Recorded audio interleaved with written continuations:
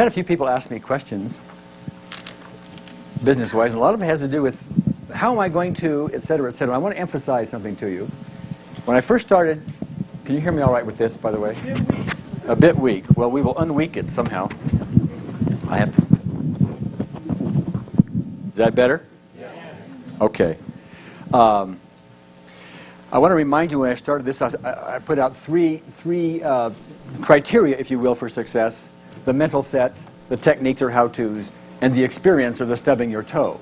And most of the questions that I've gotten, during breaks and other times, have been around the experience part of it.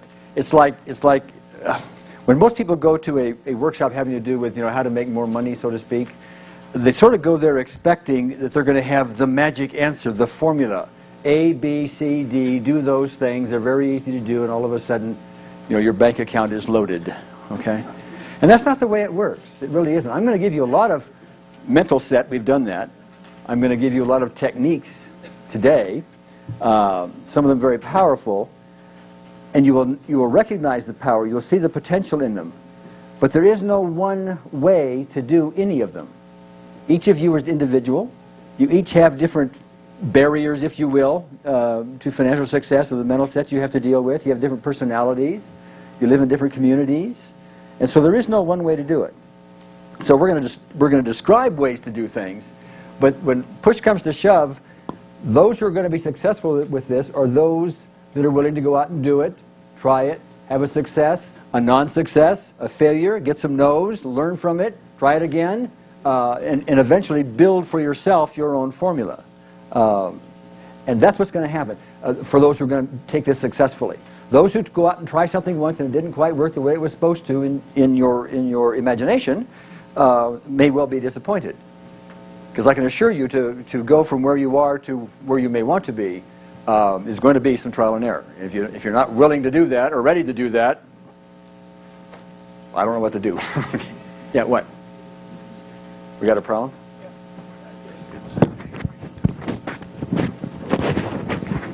Well, the cameras aren't getting good sound?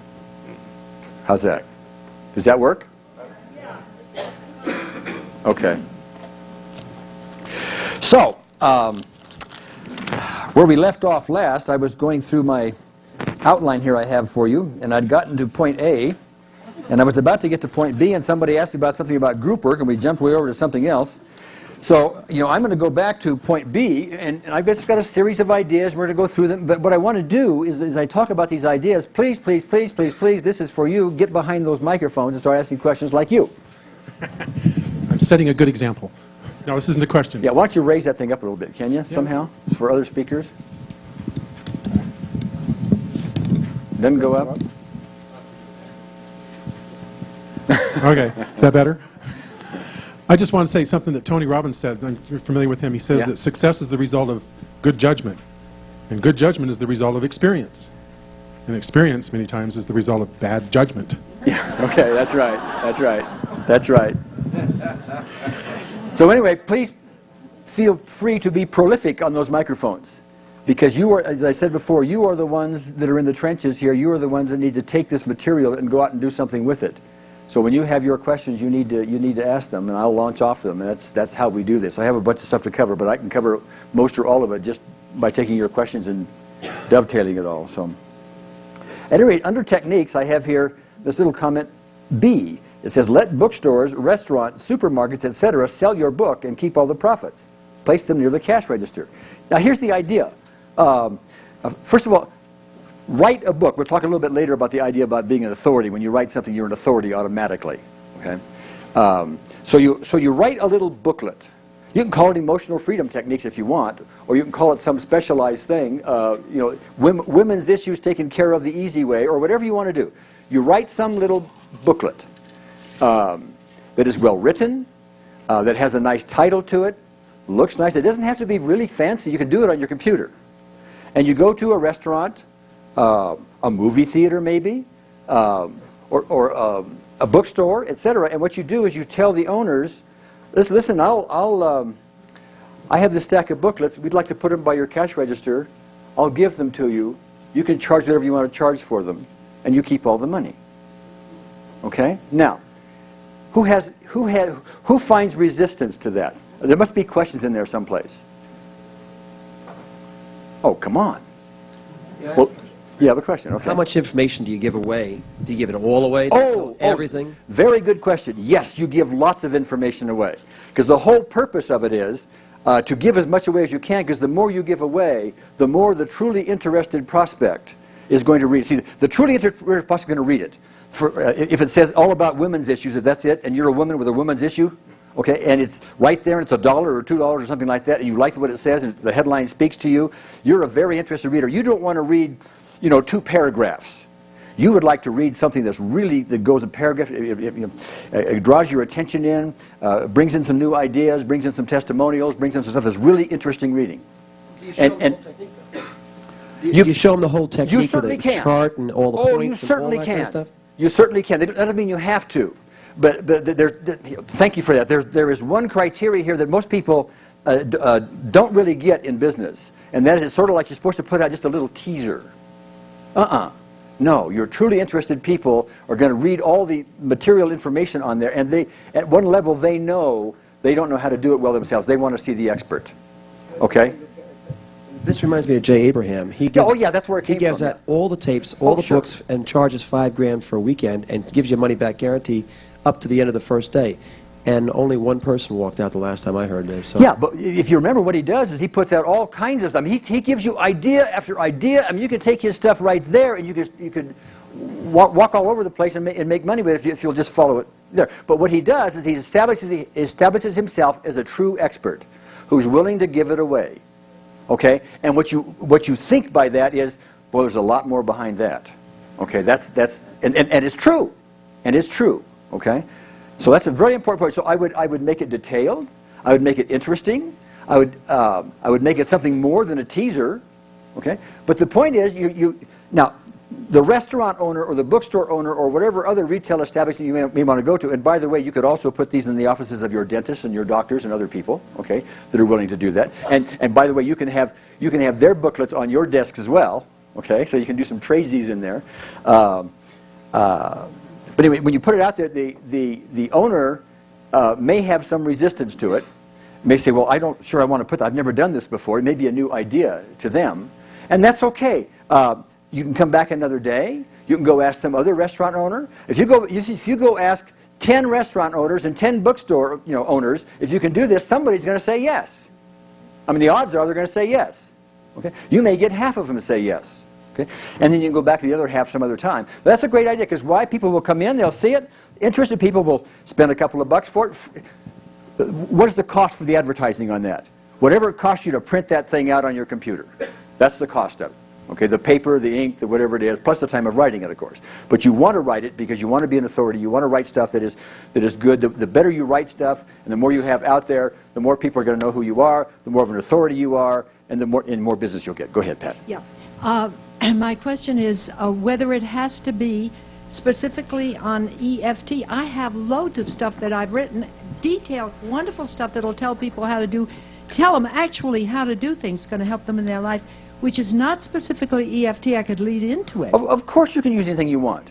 The end result here is somebody going to read this and say, gee, I should call Patricia Carrington, PhD. Well, I don't want to give them so much they'll feel so happy that they won't want to call. Oh, no. I just pointed that out. Misconception. Okay. Easy misconception to have. Yeah. But the more you can give them, the more credibility you establish with them. Okay. And the other question is the expense of the printing out from my printer. What size do you... If I did it from my printer, it's an 8.5 by 11. Now, that's not really a book in people's mind unless you bind it or something, spiral. Well, you can do... you can take 8.5, 11 and fold it in half. And Yes. then staple it. And maybe have a 20-page booklet or something like that. And then you could make the cover of it color if you want, and all the rest of it's black and That's white. more expensive, that folding in half, that thing where they staple it. It really is, Gary. I've checked that. But anyway, well, all right. It Yes, needs to be about no bigger than that. However we figure it out. Is well, what you're yes, saying. but when you say, I want to go over that, okay? Yeah. Because this is a barrier as far as you're concerned. You're thinking it's more expensive. What do you mean by that? It's more expensive than the 8.5 by 11. To print out of your computer? No, not to print out of my computer, to get it folded and and stapled in the middle with the Yeah, it's called cover. saddle stitched. Yeah. Okay. Well, that's one way of calling it. It's Okay. actually staple is even Well- cheaper. It's the cheapest you can do. Okay. And it would still, and then their machines fold it, because you're having hundreds of these things, I would assume. Well, hold on a second. Yeah, okay. One of the nice things about computers is you can write it once, okay, and now you can print out 10 copies. And try it out. And 30 copies. You could probably fold them yourself and staple them yourself. Yes. PhD? PhD, can you do it? I could do that. Okay, now Honestly. you I could. okay, so you take those 20 or 30 or whatever it is, and then you try to peddle them around to owners of bookstores or restaurants or wherever else, okay? Yeah.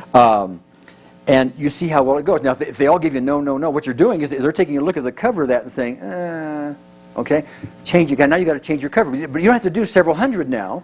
Okay. You just do a few more. Yeah. Okay, you just change the cover this time. You see, maybe you only do 5 at one time and go in. So that way you can try it very inexpensively, see how it works. You know, and you get your nose, stub your toe, very inexpensively. Okay, and then later on, when you finally find something that people want and it sells, and then they ask you to come back and bring another supply, etc., then you know you got the right formula. Then you can go, if you want to, make several hundred of them at a time. Go to the expense of doing it, because it's very inexpensive advertising at that point. You've answered my question. My tendency would be to go ahead and do too many on the first trial, thinking that's the way to go. Yes, don't do that. We have computers now, and we can. Yeah. Please use your computer efficiently and intelligently. Yes. Yes. Which I know you can do. I know how intelligent you are. I just know. Oh, yes, me too. Thank you, Gary. Okay, dear.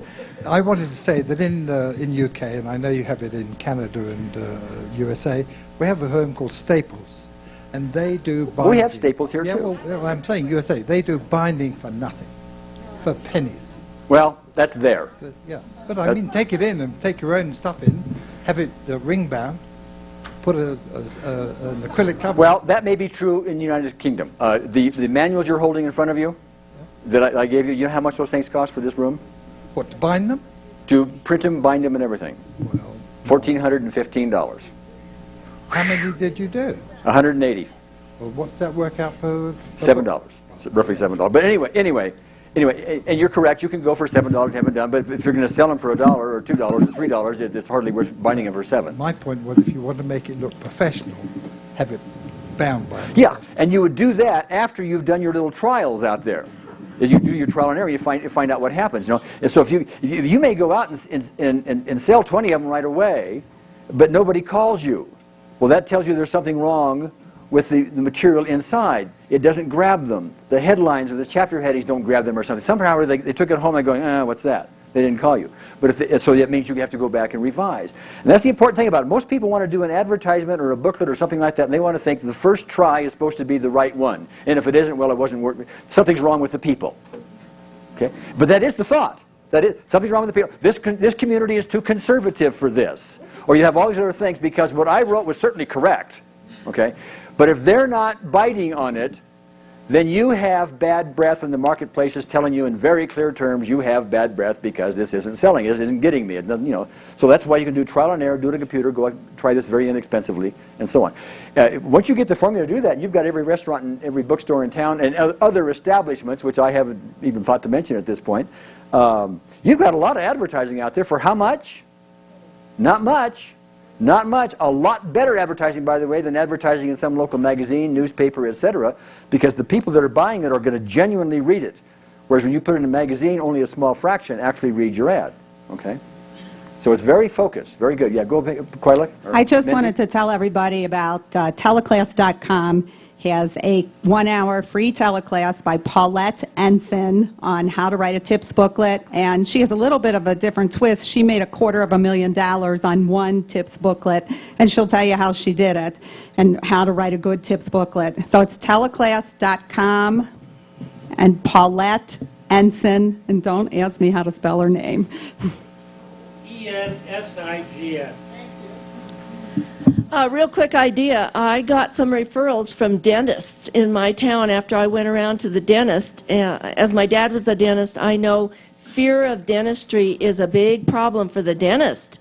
They don't like people that squirm and faint and all this. So I got some referrals from dentists just by telling them that I had a technique, and they sent people to me. So a booklet in the dentist's office, fear of dentistry, erased or whatever, would be Yeah, a you good may want to idea. have a different title than Fear of Dentistry in a dentist's office. But there, I don't know what the title may be, but you need a clever title there. But the other thing I would suggest to you, in order to get more dentists and doctors and other professionals to do that, is to put their brochures in your waiting room, or their booklets if they want to give it. So you do tradesies, and they're much more happy to do that because they'll get a little business out of that here and there, and vice versa. Okay, very easy. Isn't that easy? Go ahead. Oh, that's something easier. I guarantee you'll make money on it. Take it to your golf courses, to your tennis shops, and I promise you, you'll have to, your printer will go overtime, and you could get big crowds to gather and do your little deals with them. How to improve your golf score? Sure. The mental way. Guarantee it'll work. Did you get that? How to improve your golf course? The mental way. Okay, because every golfer knows the difference between a good game and a lousy game is mental. That's what they'll say.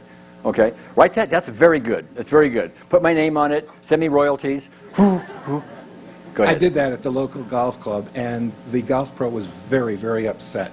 Didn't want any part of it. He said he could handle all that stuff.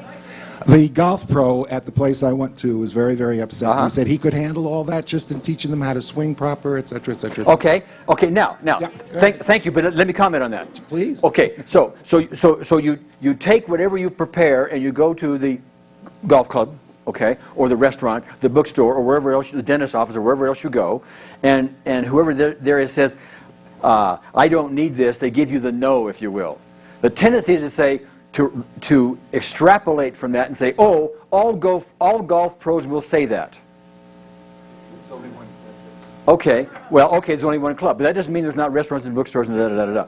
But there are other. That does not mean that every golf pro will do that.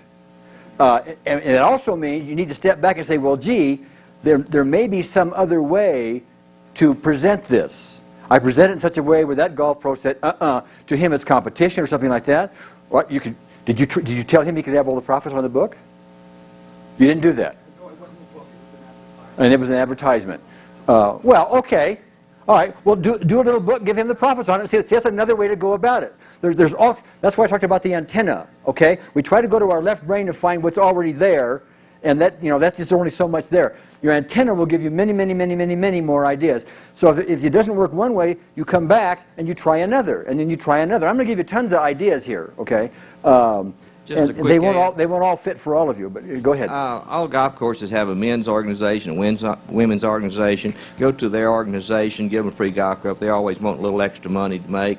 Give them the books free, let them make the money off of it. Okay. And then schedule your... And that way you walk around the pro if the pro's going to be a problem. That's right. Okay? Sure. Okay, the fear that comes up for me about doing this Good. is I that... want fears. I mean, I feel like this is like the weenie part of me that... Excuse me. Can we have a hello weenie for Martha? Hello weenie. Join the club. We have more weenies back here. Okay. Okay. What's your weenie thing? Okay, so I take it to this bookstore, right? And it doesn't sell. Oh. It doesn't sell, all right? So that's... or nothing happens with it, and so I come back to check or whatever, and no, this really isn't doing anything. So then, I guess the fear is having to, how do I persuade them to let me try this again? They just told you, they did you a great big favor. They just said the way this was presented, the way this book is, etc., doesn't fly with us. Go try it again. That's what they told you. I guess And what you need I'm to know thinking that. what I'm thinking they're actually saying is just go. Period. Martha, tap with me for a minute, will you? Okay. Even though I'm so arrogant so arrogant. that I know what other people think, That I know what other people think. I deeply, completely accept myself. I am so good at knowing what other people think I'm so good at knowing what other people think. that if people really knew how good I was, That if people really knew how good I was, the government would hire me the government and pay me millions of dollars pay me millions because they would love to know what other country leaders think. Microsoft would hire me Microsoft, because they would like to know what all the other software manufacturers think. because they would love to know what all the other... I am good. I am really good. On the other hand, maybe I don't know what other people think. On the other hand, maybe I don't know what other My imagination can be very expensive. My imagination can be very expensive. And in reality, whatever they thought, what they told you was, in your example, is that this presentation didn't work. Okay, but not necessarily that that I'm a bad or that I'm a bad person, or that I'm this, you know. That's why we did mental sets. So see, we're back to mental set here. Yes, and it's very important. Mental set is very. Don't go away. I'm not done with you. Well, maybe I am. I don't know. Remember, we talked about the writing on the walls. Okay, the writing on the walls is extraordinarily important. Now, what you're talking about here is fear of rejection. That, yes, no.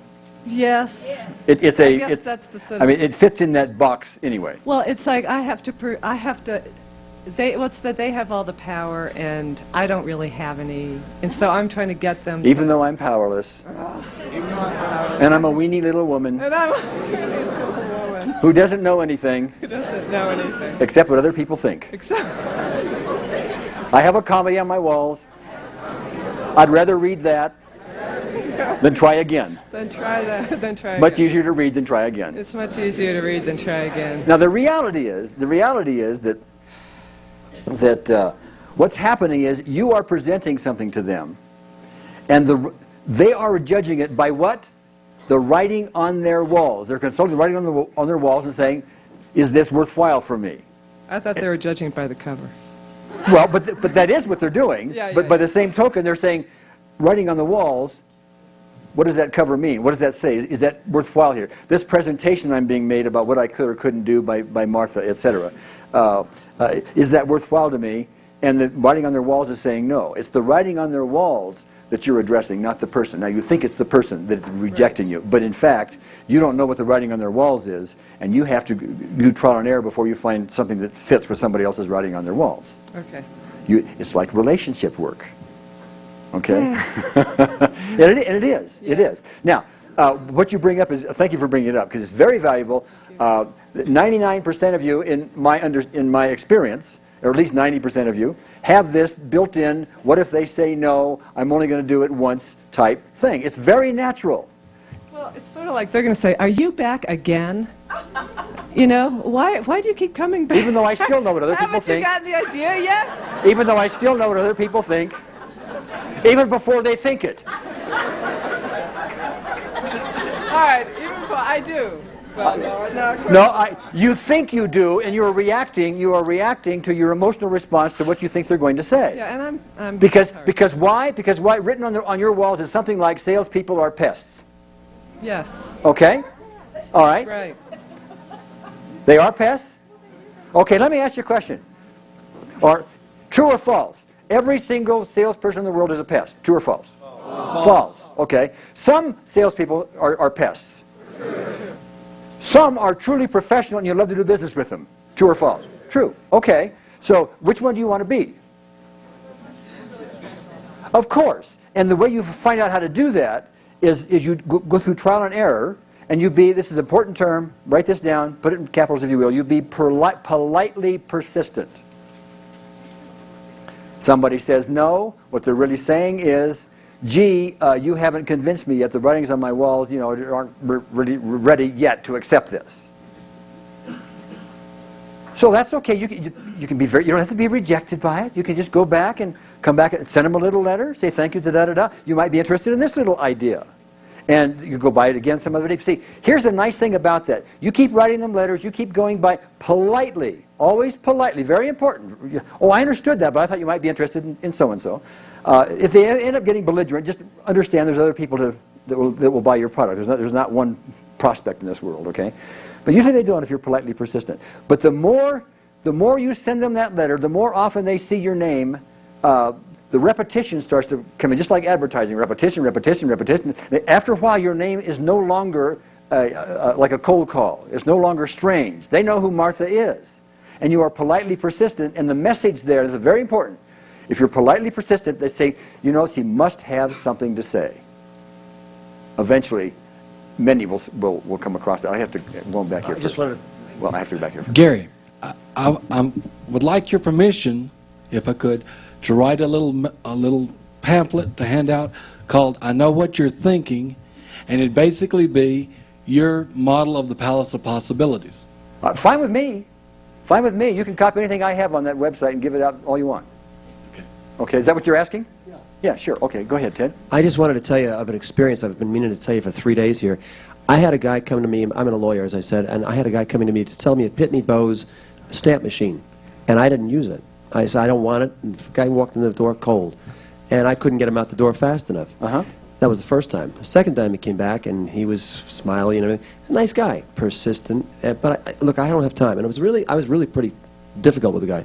He came back again. He came back again. After a while, he came back. He never talked about Pitney Bowes after a while. Never. He did, hi, how are you? Just was stopping by him in the area. I said, oh, hi, how are you? And I was waiting for that second shoe to fall. Listen to this. I'm going to interrupt you a second. What's happening here is you're gaining familiarity. Exactly. Politely persistent, you're gaining familiarity. You're no longer a stranger. You're becoming a friend. After a while, I got to know his kids. I got to know his this. I got to know his that. And I looked forward to seeing him. If he didn't show up, I was actually saying, and eventually, I wanted to use a Pitney Bowes stamp machine. Okay. I found reasons to use a Pitney Bowes stamp machine. And it took him 3 years, but I bought a Pitney Bowes stamp machine from him. Now, it may not be worthwhile to call somebody for 3 years to sell a Pitney Bowes machine, okay? On the other hand, let me also suggest that, yeah, that is polite persistence. On the other hand, I forgot what I was going to say. Go ahead, I'll think of a second. Go ahead, Paula. Well, the other thing that occurs to me is I live in a small town where I know almost everybody in town one way or another. And if I think about going around to different businesses, I know people there, or I've seen them, or they've seen me. And I thought about just offering them a free sample. You know, if I show them the booklet and tell them what I can do, and they're a little skeptical, I say, well, you got anything going on, let me show you. Because once somebody's done it, that's my word, you know, my best referrals are somebody I've done something with, even at like a cocktail party on their chocolate craving, they tell their friends. And if they had a booklet and said, yeah, I've done this, and this is really cool, I think that would make it much less of a cold call even for the booklet. Sure, of course, of course. And if they're all your friends in the community, you need to be very polite because they don't want you to be a pesky salesperson, you know, but just go give things away. That's okay. Just thought I'd give it to you. You know, learned a few things, I'd give it to you. Who else? Oh, okay, sorry. That's okay. My other business, I have 8 corporations that I'm president of. Big deal. Wait a minute. See, many people in the therapist professions have somehow gotten the idea that people that are presidents of corporations are powerful and bigger than them. Well, both of those are actually true. Okay, well, wait a minute.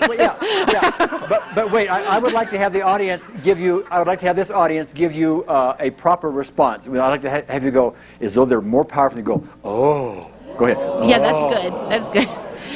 But the reason why I wanted to say that is because there's all different sizes of companies, and one of my companies, my real estate company, I've really built up over the years.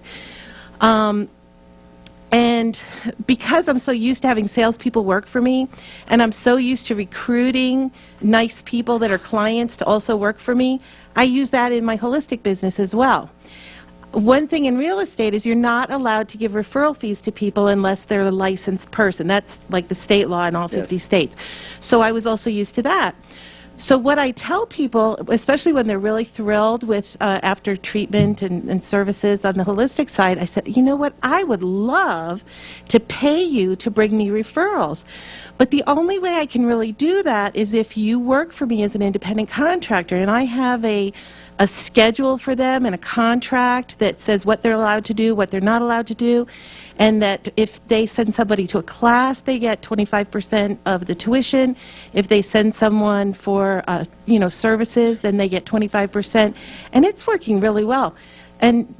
But I'm used to that, but I do recommend that if you have either a high school kid that's a real go-getter or a friend that's doing really great selling Mary Kay or something, they're already used to selling and recommending people. So why not take advantage of those skills in that relationship and think of a way to integrate them into your business, not necessarily to compete with you as a therapist or whatever you want to do, but to leverage their skills and take advantage of what you either don't have time or don't have the taste for doing yourself. Yeah, and I think that would be a great idea. For beginners, that may work. I think some of the other ideas may have be easier to use than that because there's something about managing people and that and some other things. Right. But yeah, it's a great idea, leveraging off others. Sure. Yeah, go ahead. Yeah. Well, I just had a wonderful idea. Wait a minute. Now we have to respond to this. Ooh. Thank you. Why not write a small booklet that's probably, you can burn out a color printer printing color business cards, and anybody who wants to see mine, they're welcome to. I figured out that a colored business card costs anywhere between $350 and $650 to print out professionally. I can make mine for under $50. It's cheaper for me to burn out a printer than it is to buy business cards. That's the sidetrack. My idea is take Gary's video, really go out on the limb here, guys. Don't sell your booklet. Put a small booklet in exactly the size of the video.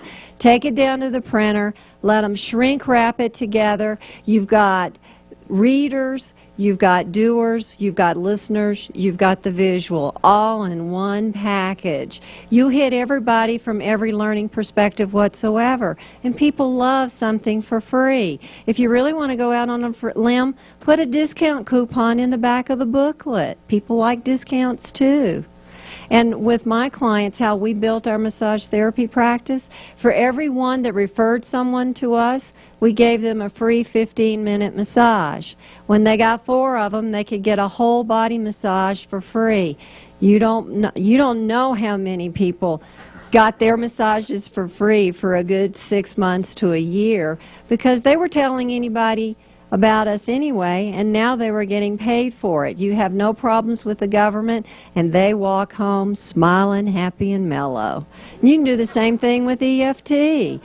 Find all your friends, say everyone that you promote, write your name on the back of my card. When I get it, you get an extra 15 minutes on your next EFT session. Mm-hmm. Okay. It works, and there's nothing cheaper form of advertise. You book them when you're not doing anything but twiddling your thumbs anyway, when you probably should be making cold calls, though. Sure. Okay. All right, good.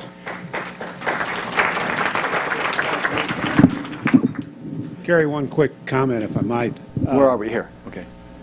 Another thing is, like with the bookstores, you don't need to go to Barnes & Noble or all the rest of them. I'm assuming that there might be a couple independents still left in town. You don't go to Builder Square or Home Base, there might be a few independent hardware stores still around. You don't go to Staples or Office Max, there might be an independent copy center around. The independent guys are trying to survive. They're being Walmarted out of business. They'll do anything for a few bucks. There are an awful lot of mom and pop grocery stores too. Now, if you can somehow convince Safeway to put it near the check registers, okay, give it a shot. I don't know if they'll say yes or no, but is it worth a try? Sure. Of course.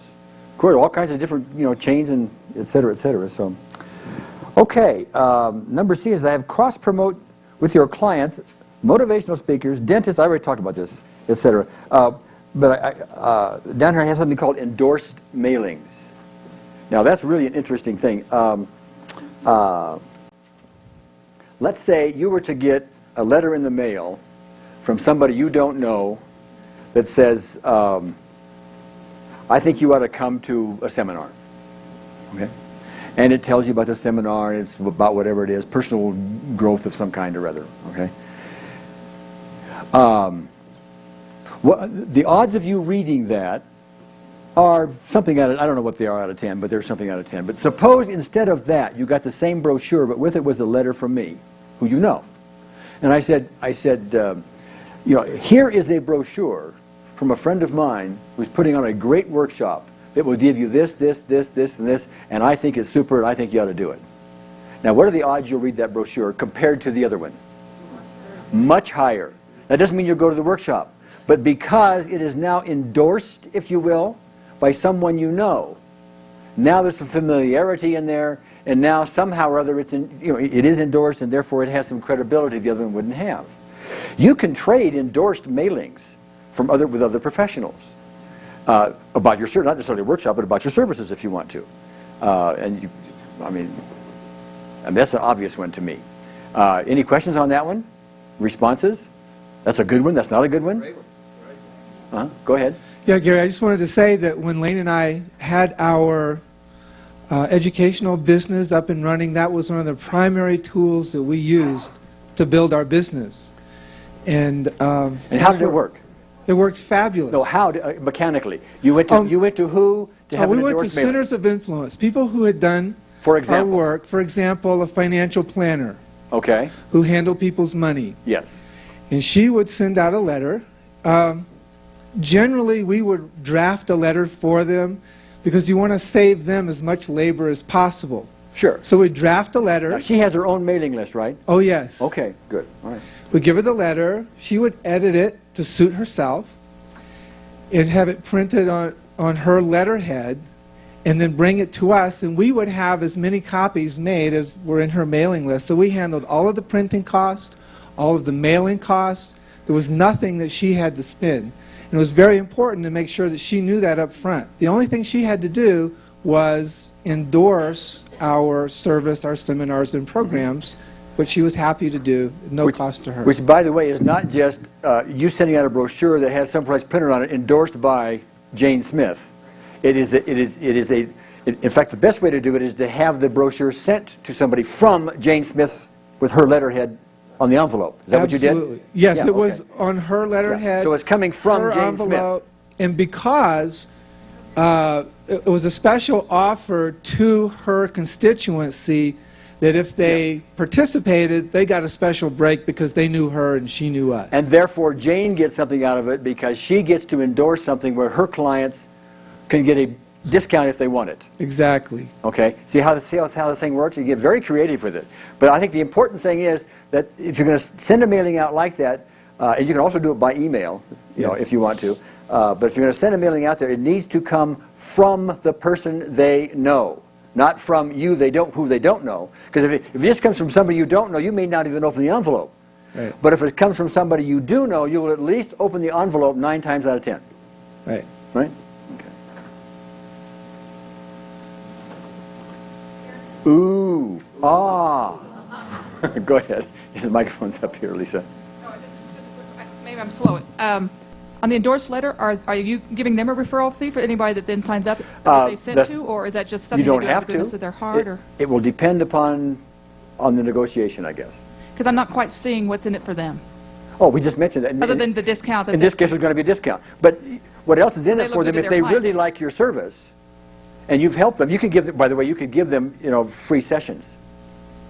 Ah, okay. You give them a free session for the endorsement. But generally speaking, an endorsement isn't that good unless if you have to pay somebody for it. Well, I know that, and they know that, but the client does not. Well, yes, but I don't think you're going to get a heartfelt, good follow-up on an endorsed mailing unless the person sending it out is very credible and believes what they're saying.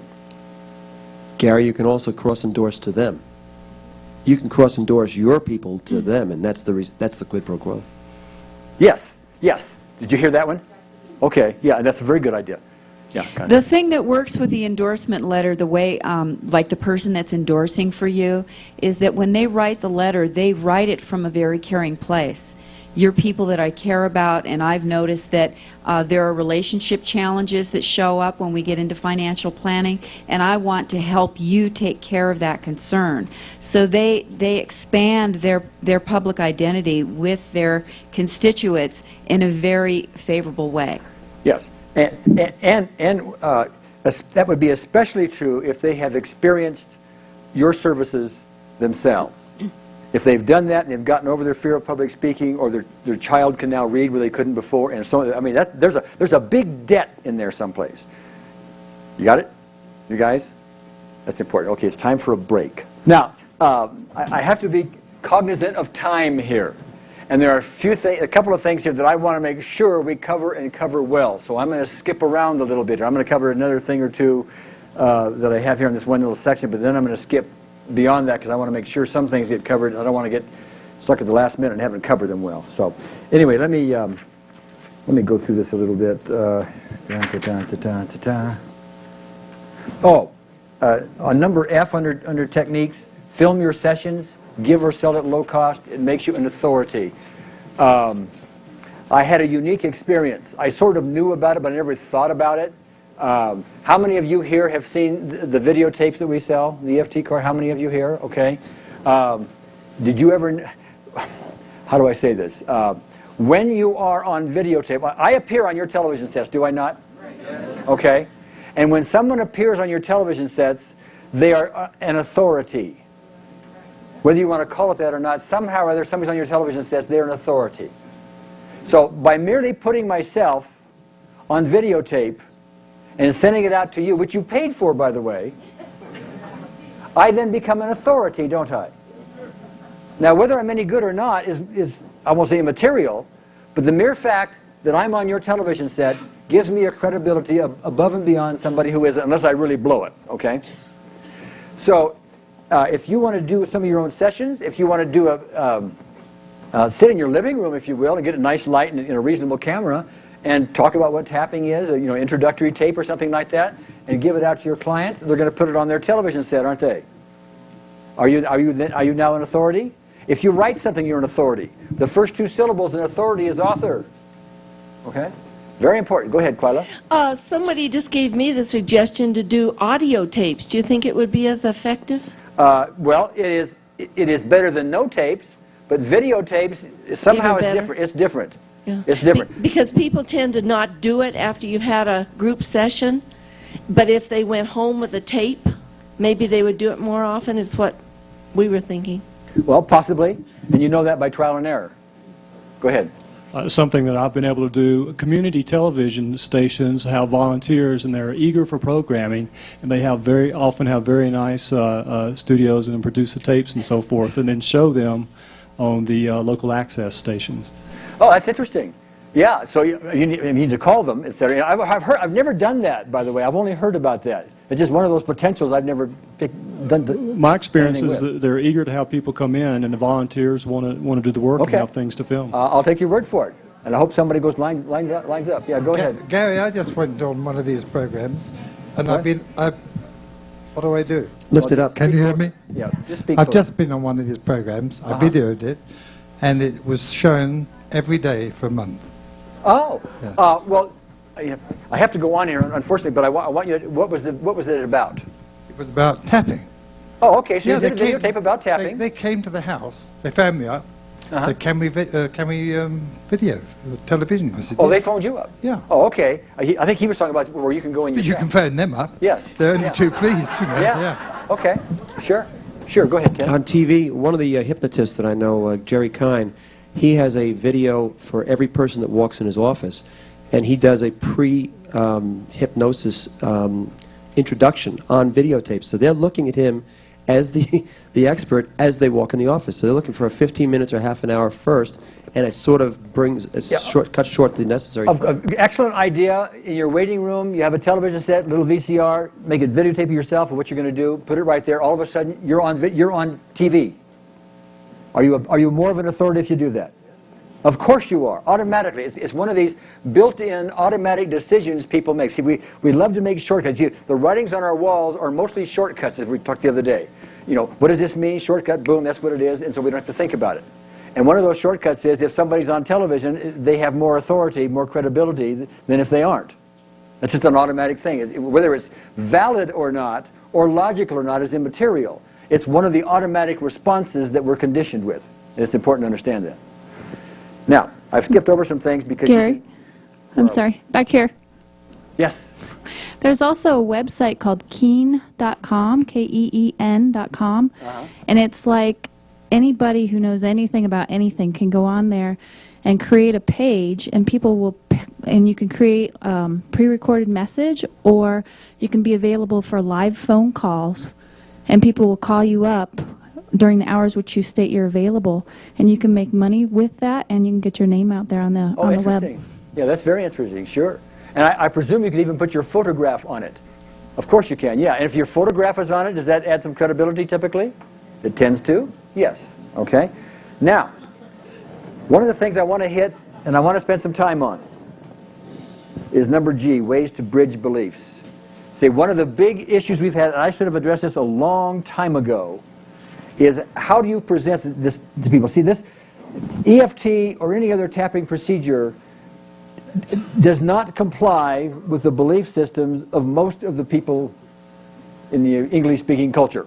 Okay, it's weird. You don't. I mean, this is not psychology. This is not like physical healing. How can this take care of a headache, and so on.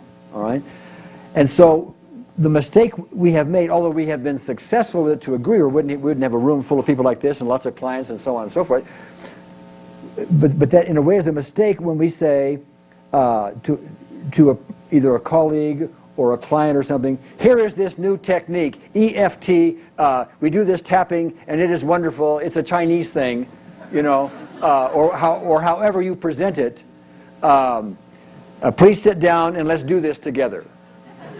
Okay? Now, many times, they'll do it, often, you know, but even when they get the results, the mistake that is made here is because you have done nothing to bridge from their existing belief system to, you know, what this strange thing is. It is still unbelievable. That's why we have the apex problem. That's why people will even get great results and explain it away by something else, or say, I never had the problem in the first place, or all these other ridiculous comments that they make. Okay, even though you can go back and say, well, you know, you came in the office crying about it. Okay, well, why is it no longer a big deal? Well, it was only because of all the therapy I've had before it finally worked. Okay, stuff like that. Now, as ridiculous as that sounds, it is a criticism of us because we didn't portray it correctly. We didn't bridge it from their existing belief system. That is our fault, not theirs. We have created this whole thing called this apex idea, and this strange reaction they have, and we wonder why it is, and we give it this just strange phenomenon when it's very easy to understand. It's simply unbelievable. It doesn't fit. It doesn't compute, right? Now for people who are very familiar with acupuncture and like it, if we called it an emotional version of acupuncture, have we built a bridge? But how many people are in that category? What percent? Not that many. Some, but not that many, okay? So we need to find ways, and I'm going to give you some ways here, but I want to hear from you about ways, and you can write these things down, because we need to build bridges, because that is going to be one of the biggest things that we can do to present this to not only clients, but other colleagues, other people in the professions, you know, doctors, psychologists, et cetera, et cetera, et cetera, so it's more believable, okay? Now, what I did was I created a couple of little formats that we could use. I want to give you the idea of this, but I would like to have you start brainstorming as we do this, and stand at the microphones and give some ideas about this.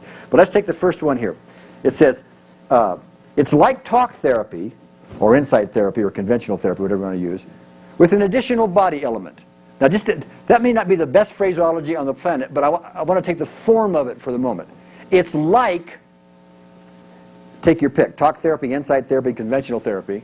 It's like, which is something they already know. So you take something the client already understands. Like, you know, the term conventional therapy, they understand, they may not really know what that is, okay? But they know what the term means, conventional therapy. It's like conventional therapy with an additional body element. Okay? They already know conventional therapy tends to be like, let's talk it out and get insights. That to most people is conventional therapy. We'll talk it out, we'll get insights, and then we'll understand it, and then we'll be better until the next time I come in when I'm in a mess anyway, okay? I just understand better why I'm in a mess, okay? But it's like something they know, something they understand, something they are familiar with, important term, something they're familiar with, except that in addition, with an additional whatever. Okay, do you see the bridge? It's a bridge. Go ahead, Stacy. Well, I was going to say that I actually spend a lot of time setting this bridge up with clients. I found that that's more effective, and I have 3 ways I explain it. First is real left brain. So I talk about a brain chemistry. I have a whole brain chemistry thing that I go through that is written out that I send home with them. The second way is that I use the, have you heard Callahan describe it with rubber bands? Do you want to hear that? Because this works so well and it's very visual, and I get this out. Take one large rubber band that has nothing on it. And you talk to people, I hold that up and I say, you know, we have millions of thought fields. So if I ask you to think of a red car and I hold up the rubber band, you pull up the thought field red car. Now, unless you've had a problem with a red car, an accident, a ticket, whatever, it's neutral, right? Red car, no problem. But if I say to you, think of the problems you're having with your boyfriend, and I hold up the next rubber band that has big paper clips on it, say there are disturbances in that thought field, and everybody's nodding by this time. They get that. It's very visual, and they get that. What we're going to do is by focusing on each disturbance or aspect one at a time, we're going to tap on these series of points, remove these disturbances. So now you have a neutral thought field, and I hold the neutral rubber band up again, and then you can do what you want, and everybody gets that. The third thing is I talk about the zit effect, you know, that, how you say, like sticking your finger in the light socket. And what I say to people is, what happened to you happened on a physiological level. We're going to address it on the same level that it happened, the physiological level. Everybody, 100% of the people get that, which I have found astonishing, but they do. Everybody is nodding with me by that time. When I say what happened to you happened on a physiological level, I always get a nod yes on that. Everybody understands that. So we're going to address it on a physiological level. So the good news is you don't have to believe this is going to work. I have a question for you, Stacey. Yeah. When you do that, yes. How many referrals do you get from those people? I've had a lot of people. Oh, you have? Yeah, yes. Okay, because I'm Absolutely. very interested, and I'll tell you why. Yeah. Because one of the reasons we don't get referrals is because the people don't understand it to begin with, and then they got to go out and explain it. It's like, they may say, I get a great result, but then they got to turn around and explain it, and they feel stupid, so they don't bother. Yeah. Okay? No, I haven't had that. I don't know what they're telling their friends. I should ask that. Well, I'm interested in that because as I'm hearing that, I'm saying the writings on my walls is saying that's too damn complicated. Yeah. But you're having results with it. I certainly am, and I spend a lot of time doing it. Okay. Yeah. Because, so then they're like really, and I always say, you know, but the bottom line is you have to let's try it. Let's just do it. Okay. And see what happens for you. I don't know what's going to happen for you. Okay, now that's the trial and error thing that's important. See, you have a different personality than other people have. Yeah. I guarantee you have a different personality, et cetera, and you have different convictions and different things, et cetera, and so you do it and you create it that way. Yeah. So different people have to do it different ways. That's why I'm not putting this thing out as the way to do it. I'm trying to give you formats for it. Okay? Go ahead, Fred. I'm having a little trouble here because it seems very complicated. Closer to the microphone. Seems a little complicated. When I did my ads for the seminar I did, I said it's a simple technique that anyone can learn, and then told what the benefits it would do. Okay, and that's fine if it works. Mm-hmm. What I'm trying to do is to create wording that purposely bridges something they're already familiar with. So what I heard there, I didn't hear already familiar. I heard new technique. Just a simple technique that anybody can learn. Okay. And if it works for you, if it works, if the proper bridge and you get referrals, everything else, fine. And so I'm not stuck on this, but I have seen it as one of the big problems here, and what I'm trying to do is to give various ways to do it. So I appreciate your input. Okay. Go ahead. Yeah. First, I want to say something about the scientific bridge, which we're working on. Then I got a couple of ideas from what you just said, which I'm going to suggest. In psychology, systematic desensitization is an old technique. Hundreds of research studies have been done on it, hundreds. So when we a little closer here. Oh, I'm sorry. Hundreds of research studies have been done on systematic desensitization. It is in the establishment, okay, of psychology. So Steve Wells' paper, I've just done the rewrite on it for us to be submitting the research paper. What did we do?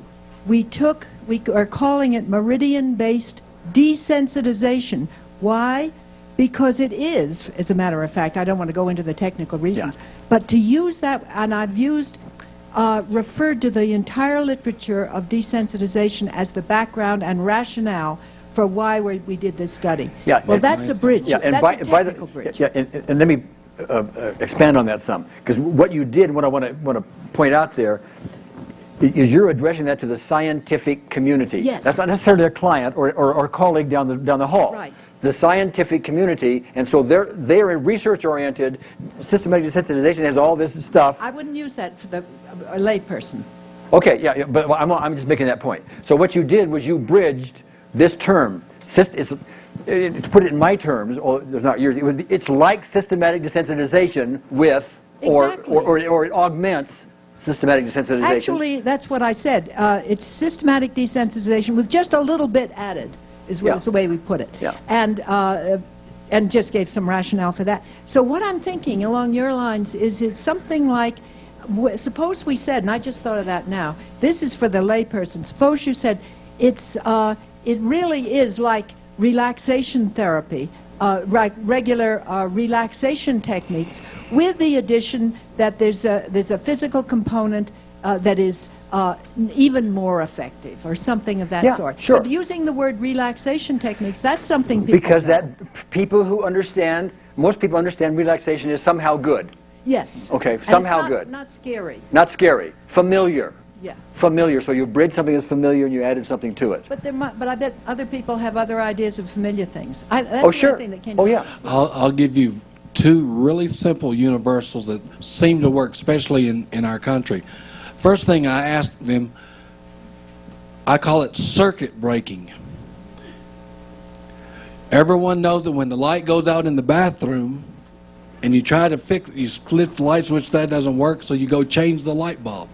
That doesn't work, so one of you goes out to the switch and you're hitting every circuit breaker in the box, okay? And you're either thinking, I hope I'm getting that light, I hope I'm getting that light, I hope I'm getting that light, or someone's in the bathroom going, that's not it, not that one. You know, so you go through that. So you explain it like that. You're going to show, they're not going to become electricians. You're going to show them where the circuit breakers are on their body so they can flip it.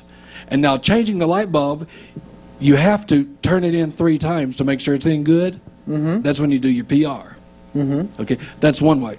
Another way that I use it with clients is we're going to, have you ever planted a seed? Everyone has. I said, can you make a seed grow? No, that's between the seed and the ground. Well, there are some things you can do. You can prepare the ground, you can water it, you can fertilize it. I'm going to teach you how to pull the weeds now. EFT is pulling weeds. Okay. Visualization is watering and fertilizing. Okay. My question to you is how well does that work? It's a nice sounding metaphor. It works very well. It works very well. Okay, if it works for you, great. I didn't hear a bridge in there. I heard a metaphorical explanation. Well, I'm not saying that's wrong. Okay. But there's 2 ways to do it. You can if that works, fine. I'm looking for bridges. But okay. If you want to make it a bridge, you simply say, this is like that. I'm going to teach you a process that is like this. Yeah. It's like this. Yeah. That to me is the easy way to do it, because most people, you can say it in 1 sentence. You see what I mean? Okay, but I honor that. That's fine as long as it works. Thank you for sharing it. If anybody wants to use a metaphor, please do. Yeah. Go ahead. I'd like to second what is it, Stacy? That said, a little closer to the mic. I've had a practice for 6 years doing a therapy that's energy related, and I went from a standard medical background from nursing into this, and nobody in my area was really doing any kind of emotional therapy in the energy field. So I had a big bridge to gap, and everybody thinks, some people say, I don't care how it works, and some people really don't, but we've all got that left brain part of us that if we can satisfy that part of it and move into that, I've got a really easy example. Thoughts are things, they create a physiological response, and people don't understand that because nobody's ever explained it to them. You can do a really quick visualization with a lemon, and you can drag it out for a half an hour, but you can have them close their eyes and picture a lemon, and then have them imagine smelling it, and then stand at a cutting board and have them cut it open, and imagine cutting through the seeds, and then pick it up and smell it, and then go through, drain it, tip your head back and squeeze some of the juice. About 90% of the people will start, their salivary glands will be activated. It's a physiological response to a thought that they never thought about before. It's a real physical, tactile, immediate experience that my thoughts just created this. And then you can go into, we're working in the field of thought. Your thoughts create the body reactions and they get stored. And then if you need other, there's other connections that you can build into that, but it's immediate. And if you do it right up front. And this is a body element that helps that. Exactly. And it's a really good bridge because they physically experience it. Yeah, but you need to describe that bridge. Right, I do. Metaphorically and all that stuff. Take some time, and then you bridge and say, this is a body element which helps do that. Right. Okay. You set it up, Bridge. and then you need give bridges, them a bridges, physical bridges. experience. Yeah. And it's very effective. I would also like to say, I think the biggest key in a practice growing is really taking the time. I take an hour to an hour and a half, and I do not charge for that time. I would pay the client. They don't know that. But that is the element. If you can get them going, I understand, I get it, they're totally receptive to whatever you're going to do. It's a key factor. What I'd like to have them be able to do is instead of taking an hour, hour and a half, do it in 30 seconds. Yeah, I would like to be able to do that. Yeah, too, that's but one of my goals, and I think we have a seed, for some of these shorter sentences, but that's another alternative. Well, hold on one second. I got a lot of people up here. I want to make sure I cover some things. Please stay. I'll be asking you a second. I want to make sure I cover some things here. Just be a second. I want to go through a couple of more here. Just to embed this idea. If somebody is already familiar with massage therapy, okay, you can say it's massage therapy with an emotional component. See, massage therapy tends to be a physical thing. Okay? It's massage therapy with an emotional component. So it's what I've always had and what I like, but now I get an emotional component too. Well, that's good. You see the bridge? Okay. It's an Eastern version of hypnotherapy. The reason I said that was people, when I first started doing this, people would say, well, Gary, this came from the hypnotherapy community, don't you understand what you're doing? You're doing hypnotherapy. That's what they say to me. You're putting them in trance. Now, what they didn't realize is I don't have a clue what hypnotherapy is. I have no training. I've never put anybody in trance that I know of, period. I wouldn't know what to do if I got them there. I'd probably be afraid, Wake up! But yeah, but they come from that, it's hypnotherapy. Well, now we have an Eastern version of hypnotherapy, okay? It's a fast version of X therapy. You can put your own X in there, blank therapy, but it's a fast version of blank, whatever it is, Let me go on here a second. It's like cognitive behavioral therapy, except we don't need to talk so much. And by the way, you can, well, okay, but yes, if that's what they want to do, they want to talk, but then think about this. It's like, I'm just not going to make this up, okay? It's like cognitive behavioral therapy, except we don't need to talk so much, which means it costs you less money. Yes. Yes. That's all right. That is, thank you. Thank you. Okay, I'll rest for a moment. Who's next? Go ahead, Diana. Basically, I'm taking your idea of taking this out to a 9-year-old. In my first session with my ADD and learning disability children, I use Mobius strips, and basically I run them through the shredder. So I've got the little thin strips, ask them to put arrows on it, and then we talk about how information gets stuck. Now I'm hoping that you can apply this to adults, but information gets stuck inside the brain, they can't get it out, or or they're too distracted on the outside. I show them how this simple little twist turns it into the Mobius strip where it comes in and out, and it also forms an infinity sign, which I want them to start to connect with anyhow. Mm-hmm. And what happens is they get it. They get it immediately. They don't ask any more questions. It's like, let's go for it, if you can make that work. So maybe there's a way to, kind of explain it similar to the rubber band situation with just one example. I don't know. But anyhow, it works. All right. Dana? How many hypnotherapists in the group? When I do hypnosis and I want to introduce EFT to somebody, I already start the session. I get all their tail enders, I get all their limiting beliefs, and then I help them with the tapping, or I have them do the tapping in an eyes open trance, and I use that as an anchor. This is the way you do the healing, and I give post-hypnotic suggestions that they can do that in their waking state. So that's my idea. Mm-hmm. Okay, Lisa?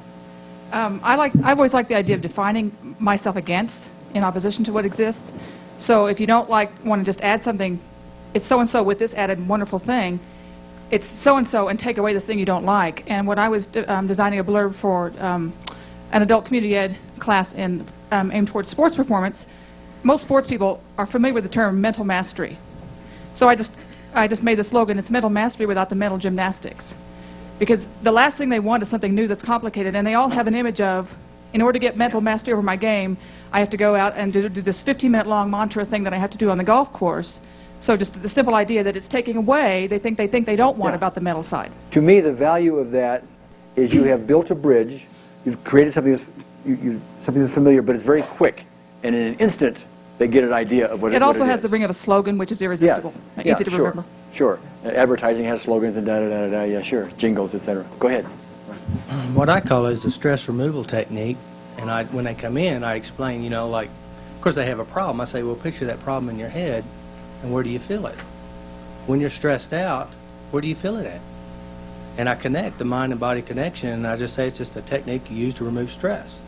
And I explain how their mind works using the reticular formation, and also the pictures in our head, and I just walk through and I give them the scenario of stress is all stress is as if you was walking through the woods and you're all by yourself and you walk up on this big bear. You see it don't see you. What happens? Your heart starts to beat, your breath changes, your kidneys have a pair of adrenals on it, it starts pumping adrenaline into your system, your digestion stops and the blood is rerouted to your arms and your legs.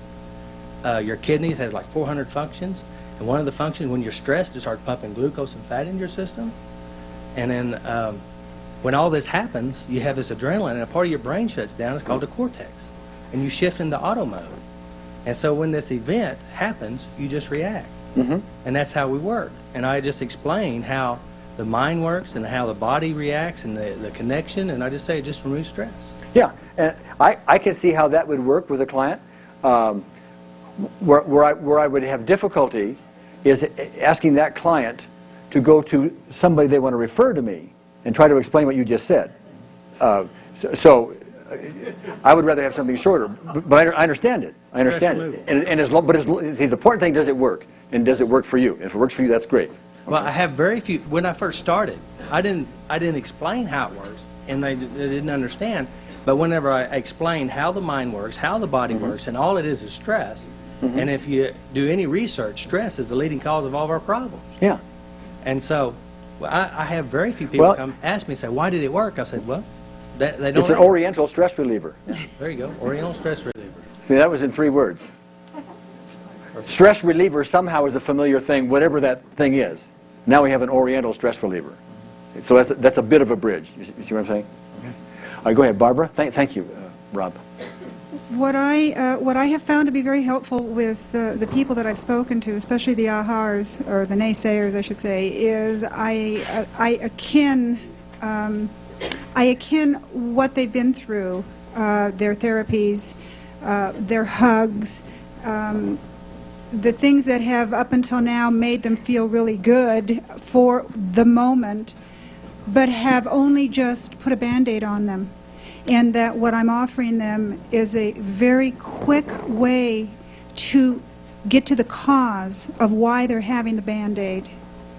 And that seems to, and actually I'm more articulate about it. I'm a little nervous right now, but they seem to understand the Band-Aid. They understand that the Band-Aid is covering the symptom, and that by doing these quick little things that we're going to do on major stress release points on the body, and that's all I ever say is major stress release points on the body, they normally don't ask me anymore, to remove the Band-Aid so that you don't need that anymore. The cause is gone. And it works well with children. And then they go tell their parents. Yeah, okay. All right, great. You guys stay where you are. I'm going to go one other thing here. I want to go on with my writings down here. And I'm going to go to number H, because you'll notice H is a different format now, a different way of wording all of this. But you fill in your own words here with this. Do you know how important relaxation is to hypnotherapy? This is somebody, obviously, who's a hypnotherapy client or knows something about it, and they all know that relaxation is important to it. Okay? So you've just given the familiar, have you not? Okay. Well, adding this body element adds even more relaxation, and as a result, the benefits tend to go deeper and last longer. True statement, by the way? Okay, so what they're saying is I'm going to get hypnotherapy with a new thing that's going to supercharge it. Right? So you take the familiar. Do you know how? What we do is, do you know how? What this is, that's the format for it. Do you know how? Etc. You ask the question, you give an answer. Here's another one. Do you know how important it is to gain insights into our issues? Many clients believe that, by the way. Do you know how important it is to gain insights into our issues? Well, this new technique adds a relaxation element that allows insights to come more quickly. So for someone doing the talk therapy looking for insights, and that's a very true statement, by the way, we get some dramatic, very quick, very deep, very stunning cognitive changes. And so that statement is very correct. But notice one thing in all of these, by the way. That is, none of them say, this is called EFT or emotional freedom techniques. None of them say that. None of them say, this is a brand new technique, here it is in your face, this is what we're going to do today. It's being schmoozed in and blended in with other stuff that's familiar with them. Okay? I am not putting any kind of a request for you to call this thing EFT. I don't care what you call it. If your name is Margaret and you want to do a little change-o thing, you want to call it MAT, Margaret's Amazing Thing, it's okay with me. I'm serious.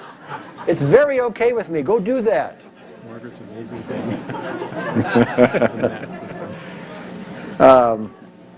Do you know how blank has given you benefits before? See, this statement can be used for just about any kind of other technique they're familiar with. Do you know how blank, fill in your blank, has given you benefits before? Well, this is like that, only it blends in important new discoveries about how our systems really work. Okay?